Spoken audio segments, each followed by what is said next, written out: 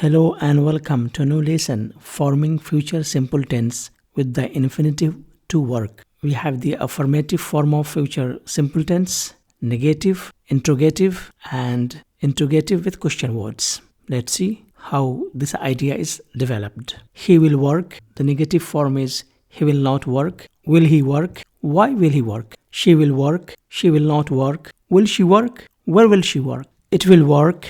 It will not work. Will it work? How will it work? Tom will work. Tom will not work. Will Tom work? When will Tom work? I will work. I will not work. Will I work? Why will I work? We will work. We will not work. Will we work? Where will we work? They will work. They will not work. Will they work? When will they work? You will work. You will not work. Will you work? How will you work? And the last structure is with plural noun. Men will work.